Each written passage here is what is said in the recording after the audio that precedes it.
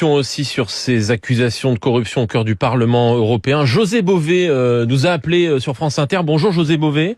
Bonjour. Ancien député européen. Vous-même, vous vouliez témoigner sur ce sujet ce matin. Bonjour à vous. Bonjour, merci de prendre mon appel. Écoutez, les choses sont très simples. J'étais rapporteur de la commission du commerce extérieur dans les années 2009-2014.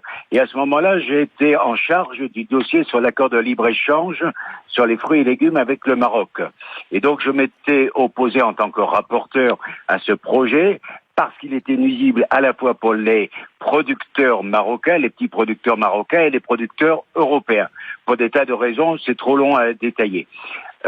En réalité, ce qui s'est passé, c'est que sous la pression à la fois du ministre de l'Agriculture marocaine, qui est aujourd'hui le Premier ministre, qui avait le soutien de ce club privé, donc de députés dans le cadre d'une association d'amitié, députés européens, qui regroupait des gens de toute tendance politique du Parlement européen, eh bien le ministre de l'Agriculture, ne supportant pas que je puisse m'opposer à ce projet, m'a proposé de m'amener un cadeau à Montpellier dans un café qui soit discret et donc qu'on se rencontre entre Noël et le 1er de l'an. C'était de l'argent, José Bové, qu'on vous proposait ?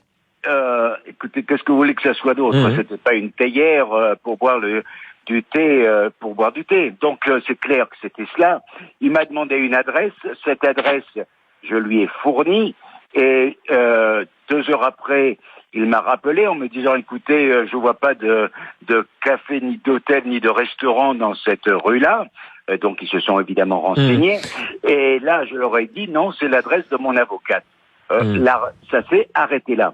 Mais tout ça pour dire que, effectivement, la pression des États, quand il y a des intérêts économiques colossaux qui sont en jeu, eh bien, effectivement, ces États font pression et les députés, certains députés que je qualifierais de véreux, ont profité de ça. Donc merci je me félicite de la décision de la présidente du Parlement de supprimer l'ensemble de ces... Merci à vous, José Bové. On arrive au... Et en même temps de revisiter les votes qui ont eu lieu parce qu'effectivement, c'est un fait scandaleux. Merci à vous, José Bové, pour ce témoignage. Très rapidement, Thierry Breton, une réaction. Non, mais s'il a été témoin, il lui appartient de le dénoncer et peut-être pas uniquement qu'à la radio.